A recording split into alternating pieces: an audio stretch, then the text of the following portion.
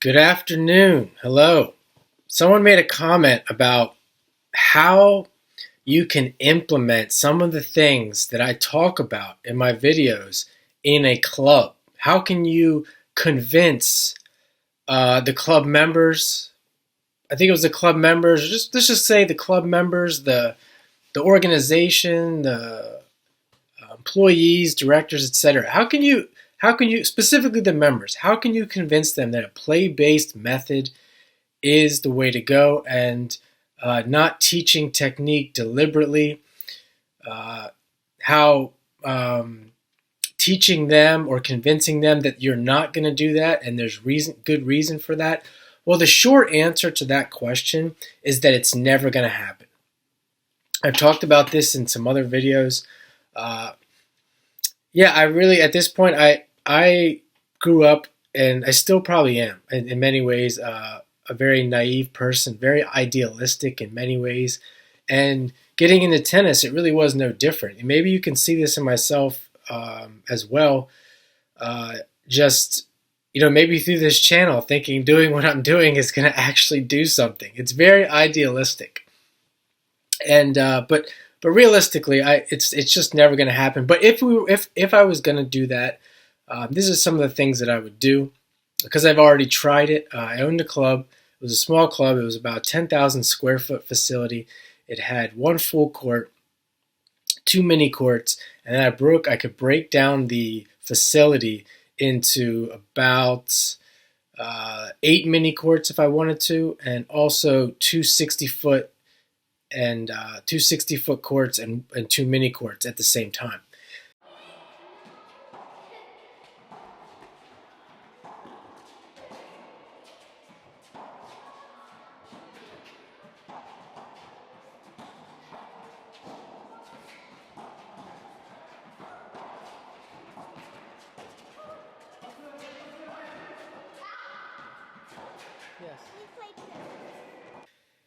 And I actually could even do two full courts almost at the same time. But so let's just say I really went hard at this and trying to convince people. And a couple of things I want to mention as well.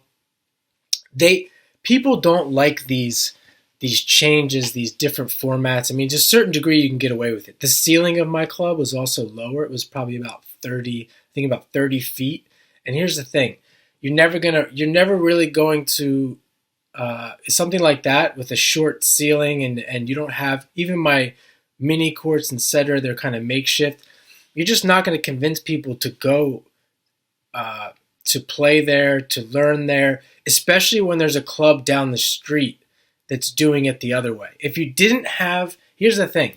This is the one exception. If you don't have other tennis clubs or other tennis coaches doing this, like if you're out in the middle of nowhere, but then you wouldn't have clients, you wouldn't have customers. But if you were out, say, in the middle of nowhere or whatever, or there was no competition, you could probably do this. You could pretty much do whatever you want, as long as you're people like you and you're pleasing the customers in some way. They're getting better, etc. But the problem is there's if you're in like a populated city, there's a tennis club on every corner. There's a tennis pro on every corner. There's options for them to go other places. But again, if you were going to do this, you really have to, I think, you have to have players there. You have to have juniors on your side, because the kids are going to follow the other kids. That's one thing. So if you can start young and really start the business young as well and grow the kids from a young age. So if you have a huge let's say you have a giant, you have to have a giant customer base, and then most of your customers, let's say, are 10 and unders. If you can get that group to stay in the club, which is also a challenge, no matter how you do it, if you can get them to stay in the club and come up through it, then when they get to be 12, 14, 16, some of them will still leave, but you'll have so many customers that it won't matter. And then you might be able to convince everyone to make it a completely play-based facility. And the other thing is the coaches, this is another big one. It's really hard to have full-time tennis coaches just doing group lessons, because it's even if there was a lot of kids, I'm not going to get into the reasons why. I'm just going to say that it's really difficult because that's where the coaches can really make consistent money because they get someone who has money and they give them private lessons and they come every week consistently. Uh, it's very hard to start. That's the other thing. It's very hard to start the business in this way, where it's all play based. You have to almost do whatever it takes in the beginning to get the business going, unless you have like a ton of money and you don't. Maybe you own the place, they're not paying rent, etc., or something like that, or maybe it's an outdoor only if you're in like a warm weather place, because you really have to do whatever it takes in the beginning, and if whatever it takes means getting private lessons, this is what you have to do. So you have to transfer at some point. You kind of had this setup, and then later on you're going to transfer it to play based only, or as a coach you're just going to play with all your private lessons. I wouldn't recommend doing that because it's like very tiresome, and you can really hurt yourself, to be honest, even if you're young. Playing tennis 8 hours a day, it's kind of ridiculous. So all these problems. I mean, I've also heard one of I'd get into conversations with clients. The one lady told me that it was the chicken and the egg scenario, which I never heard of this before. She was saying, what came first, the chicken or the egg? So this is another thing. They don't want to hear, they don't have time. It's kind of complicated, but not really. But they don't have time to listen to you explain how this all works. Okay, nor do they care. They might act like they care, but they don't. And you get responses like this. Well, what came first, the chicken or the egg? And when they say that, you know you're done. They don't want to know. That's what they're saying, basically. Because the answer to that question is there's no right answer.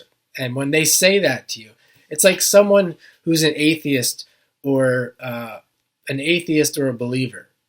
You got the two sides, atheist, believer, and then you got agnostic in the middle. When the person in the middle, the atheist already made up their mind. The agnostic already made up their mind. Okay, but then you have the person in the middle that you're trying to convince, the agnostic. They're going to say, well, no one will ever know.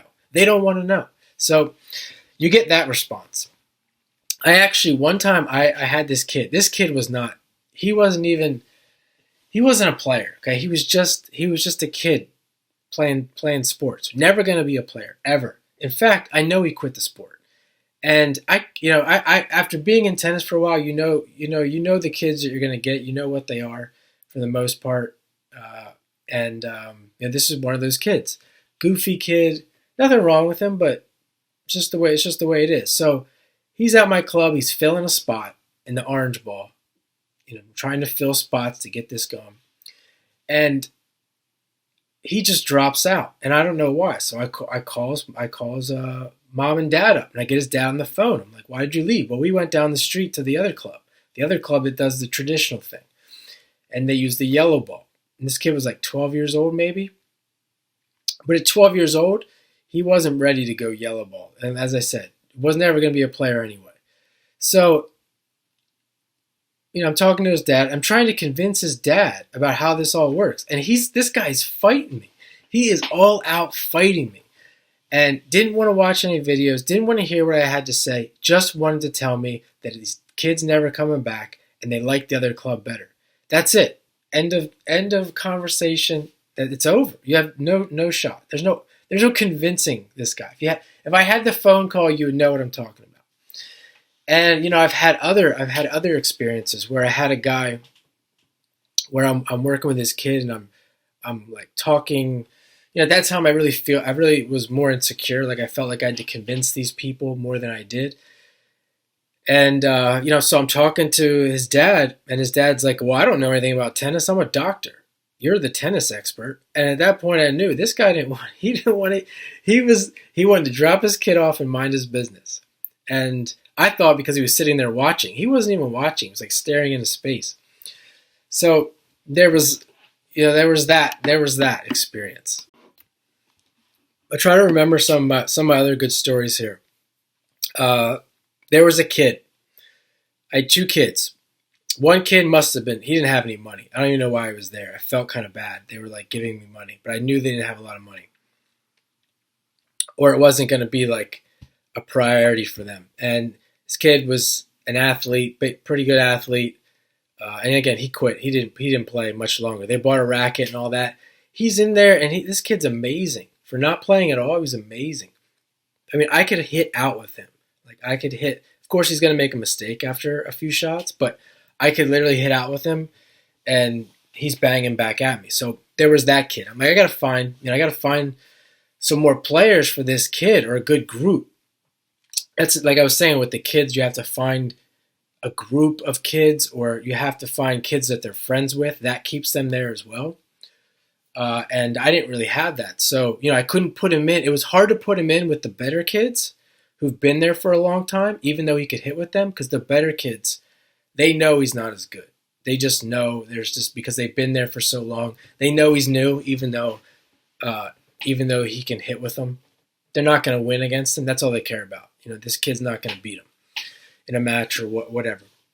So then I had another guy come in, and this kid was a hockey. And these are the kids you don't get. You don't. At least I didn't. I never. My years playing tennis, I rarely did I see this. This kid came in. He played hockey. Not only did he play hockey, he played for. In my town, there's a professional hockey league, or a professional hockey team, the farm team, and this is a really good farm team. And they also have the kids as well. And if you know anything about hockey, these kids are serious. And this kid came in. He was a very serious hockey player. He played for that team. And best kid I've ever, one of the best out of like 3 or 4 I've ever seen just walk on a tennis court and play. And I wish I had video of him as well. So I put these 2 kids on the court, and I just let them duke it out for an hour. It's all I did is sat there and watched them duke it out. And I'm thinking, this is the most amazing shit I've ever seen. His mom's sitting out there. She's sitting out in the hall, in the lobby, and you couldn't really see in. It was hard to see in, but she still was peeking her head out. She could still see. And I'm sure he went and complained because he did have some tennis experience, but like he did some clinics before or something like that. And right there and then I came out. I was like, I was ready to get praised for the most amazing shit I've ever seen on a tennis court. And she's like, we're not going to come back. This isn't what we expected. And it wasn't what she expected because she's used to seeing the country club, clinic, etc. I might not even have said a word. And because that kid never played tennis like that in his life. I guarantee it. The thing is, he probably didn't even like it because, like I said, they were sparring. They were sparring like little pros. And that's why I liked it. But they don't have that. They don't have that understanding that you have. So they can't really see it like that. And trying to convince them that, look, that was the best tennis lesson your kid ever got and probably ever will get. And the 2 kids, they're never going to meet. They were in different schools. They're never going to see each other. That's a whole other video. Never going to see each other again. It's like, what a shame. And that's how it works. These are some of these stories are explaining how this scene really works and how hard it is to convince them. If I was smart, I would have took those 2 kids and gave them a lesson, and then they probably would have came back. Like told them what they were doing wrong, even though they were doing nothing wrong. Trying to do this, trying to do that. And even the kid came off. I know he was probably complaining. I don't know if I already said that, but I'm pretty sure he was complaining. He didn't look too happy about what he was experiencing. But, over there in the hockey league, they probably beat him up on a daily basis. So this is a big one too. When they come on the court, when you have a group of kids that have been playing for 4 years, and then you have let's say you have a group of 12, 13-year-olds playing for 4 years, and then you have a 15 or 16-year-old come on the court who's an athlete or somewhat athletic, and they can hit with each other. The younger kids still don't want them in the group. 1, because they're not the same age. 2, they don't want to lose, and they're probably not going to lose, and they know it. So they just have all these things in their head that kids do, and it's hard to get them to assimilate. So when you have that as a coach, you're dealing with that interaction. You're kind of encouraging when you do play based. You're encouraging that interaction, and they don't like it. Versus if they all stand on the baseline and serve, and you coach, there's no real they can kind of separate from each other. But when they're hitting that ball back and forth to each other, and it's serious, and it's engaging, they feel it, and that's something too that's kind of a downside to the play based. Experience, there's more problems that can occur versus if I stand there and just feed 4 balls each and have them go to the back of the line. So I also had another girl, one of the best. I'm going to do a separate video on this. One of the best girls I've ever coached.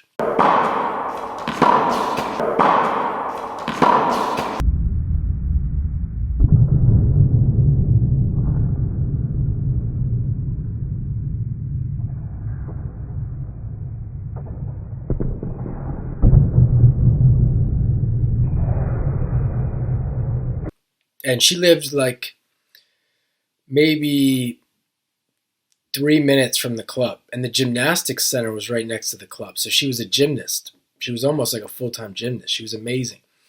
And I think I found her. I put a flyer on their doorstep on like that neighborhood. And that's how they found me. I don't know if they really had intention of playing tennis until they saw that flyer. And her dad loved tennis. Her dad loved sports. And this girl could throw. She had all-around athletic experience because she played games with her dad at a young age, and I had her at 8 years old. She started at 8 years old, and then by the time she was 10, she went to the other club, and they were going to leave. And I mean, it's laughable.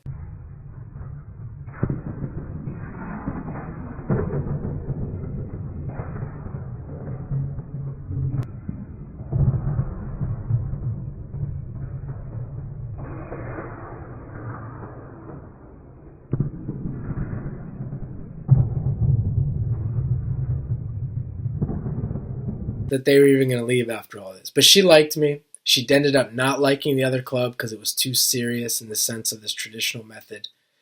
And she came back and stopped going to the other. And I'm pretty sure she stopped going to the other club.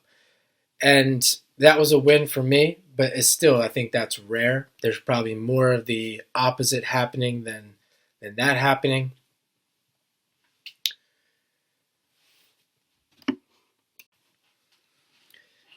And they think, this is what you got to reverse in their mind. They think that lessons are necessary to get good at playing tennis matches. That's one thing. And they think that playing more lessons isn't a bad thing, or having more lessons isn't a bad thing. You can always play the matches later. They think that. And to reverse that, because it's so educational, and they'll pay for education, but they won't pay for matches as much. They don't think that's education.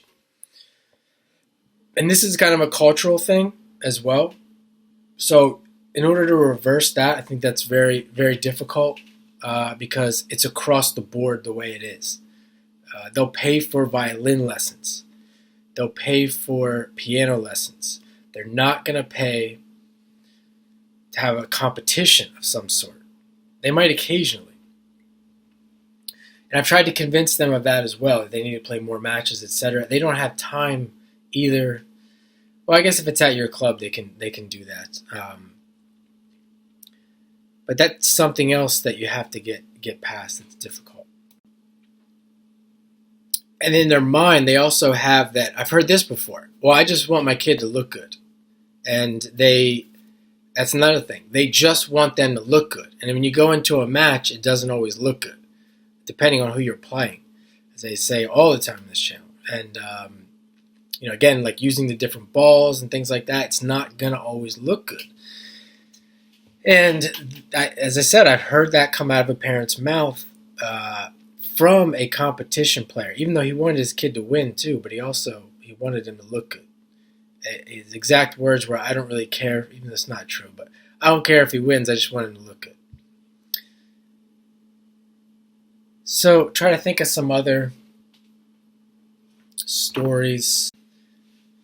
So to sum this up, the best thing you can do, and I know I really didn't give many solutions. I think the main solution is that if you have numbers, if you got a lot of kids, 400 or 500 kids, and in your club or your whatever club it is, where it's like a two court outdoor, and it's like that's where you have your lessons, and then just they're always gonna do what they want. But whatever your club is, if you can have huge numbers and then you can sustain your business that way, that's all that matters. And then whatever they're gonna do, they're gonna do. But you're never gonna get all of them to buy into it if that's the answer to the question.